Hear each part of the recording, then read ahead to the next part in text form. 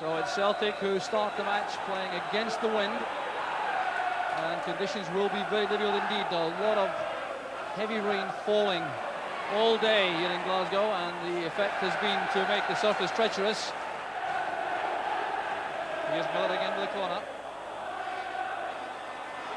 And it's cleared off the line. It's in this time. There's no argument. Celtic are in front. Paul Elliott takes the credits. But it was certainly down to poor defending by Motherwell. Chris McCart complaining bitterly to his teammates. So the corner kick again inside the 6-yard box. The keeper stayed, and when it was turned off the line, already had crossed the line, I reckon. O'Donnell trying to block it. There was the head flick down. It seemed to come from Tommy Coyne, forced in the end by Elliott, but I reckon it was already over the line from Tommy Coyne. Came off the head of Dubček. There's Elliott.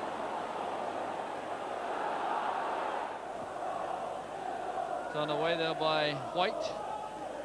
Motherwell have a throw. They have settled quite well now, Motherwell, after that torrid opening spell when they had a life with an Elliott goal chalked off. Then they went behind, but they're trying now to settle into some kind of passing pattern from midfield. Nyholt pushing forward on the right, taking the throw. It's helped on by Arnott.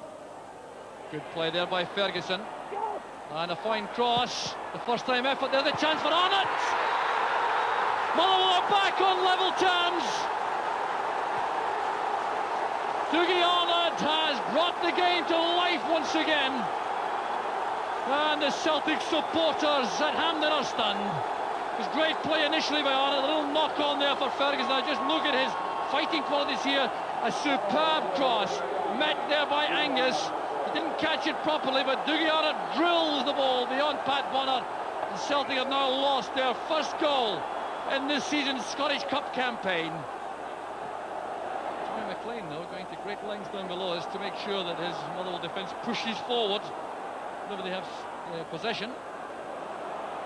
Elliott comes forward again. Played in there by Collins. A clear headed over Rogan. Takes the rebound and puts Celtic in front. 21 minutes of this semi-final replay gone, and Anton Rogan gets his second goal of the season to put Celtic ahead. The corner from Collins, again causing problems. Rogan with the initial header, then had the rebound, and this time Maxwell had no chance at all. Well, Motherwell having great difficulty defending against these corner kicks.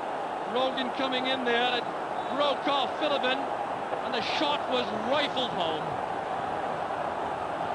Well, the Motherwell defence won't be too happy about this. Rogan in the end finding his space at the corner. Dougie Arnott appeared to be held there by Dubček. Yes, there was a little nudge. The match still being played at an incredible pace. There's O'Neill. Ball skidding away from him though. It's good play by O'Donnell. Now Griffin. McCart stepping forward. Space over on the right. Luke Nyholt takes possession from Motherwell. There the header, and the equaliser for Motherwell. It's Dougie Arnott again. And this time, Bonner had no answer. The Motherwell fans celebrate. And there's little Dougie Arnott with his second of the match, who pulls Motherwell right back into the Scottish Cup. What a good header that is. Getting plenty of power and accuracy, and it was all down to the quality of the cross from Luke Nyholt, who measured that. Ferguson couldn't reach it, but Arnott certainly could. Well, you'll see how far away from this Pat Bonner is. It's right in at the corner. Mark McNally lofting it forward. There's O'Donnell. Boyd clearly in a lot of trouble. Billy McNeil now on his feet. This cup tie has still to be won. Referee Douglas Hope, a very important figure in the middle of the field. As the match reaches tense last quarter. There's Cook. Now O'Neill. A run made by Cusack. Has a fine effort! Colin O'Neill has scored for Motherwell! A goal of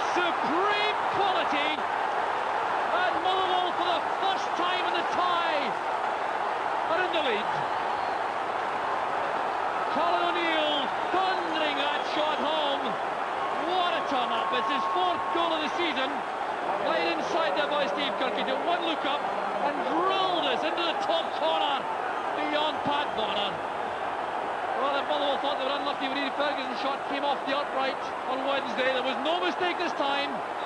Bonner completely beaten by the power and the accuracy. Well done by Ferguson. Inevitably, Dougie Arnott gives chase. There's no prospect of getting it ahead of Dubček.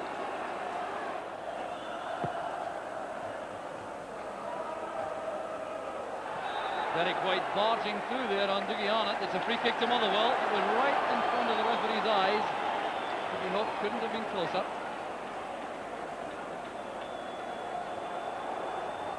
So Motherwell, as you would expect, strolling into position for the free kick.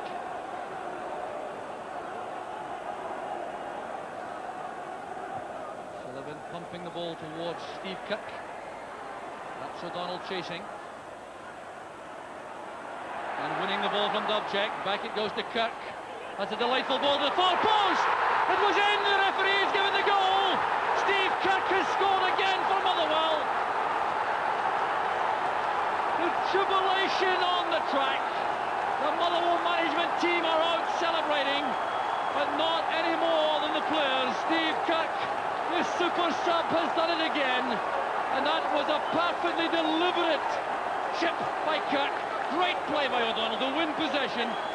Kirk gliding that across beyond Pat Bonner. It came back out off the stanchion, having crossed the line.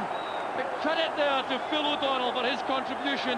But what a delightful goal that is from Steve Kirk. Motherwell supporters waiting for the final whistle. The man of the match award has been given justifiably, I reckon, to Dougie Arnott, the Motherwell striker who scored 2 goals. And who has run himself into the ground in his club's cause. And there goes the final whistle. Motherwell are through to the Tennant Scottish Cup final.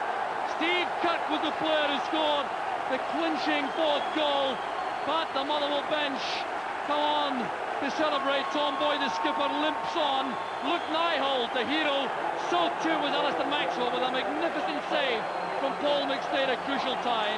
It was way back in 1952 and Motherwell won the cup for the only time in their career. Tommy McLean being congratulated by Bobby Jenks, the youth coach. Colin O'Neill, who scored that incredible 3rd goal, takes the acclaim of the Motherwell supporters.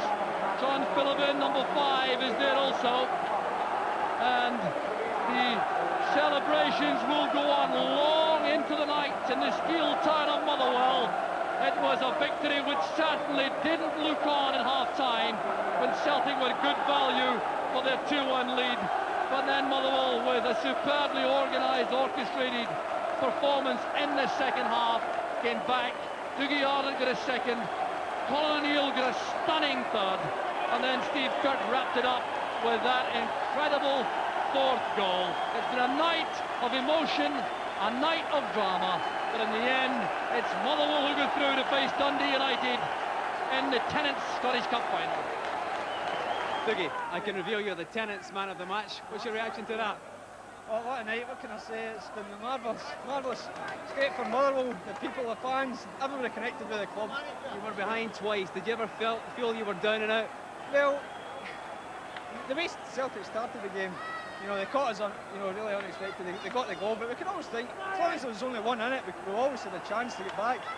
And what, you know, it's a great fight for the lads. What about your own goals, first of all? Well, I can't think much. It broke from the left, and I just thought, well, it's on the left foot, I'll go down it first time. I think it went under Bonner, you know, big paddy, but it went in anyway. And then getting the header, that was a wee bit of a shock getting a header, but every goal, you know. What about that Colin O'Neill goal? Well, did he mean it? I don't know. Oh, that strike, you know, this game, worthy winning any game, that strike. What are your feelings now about the final? Well, we've got to go on and lift the trophy now, after that tonight.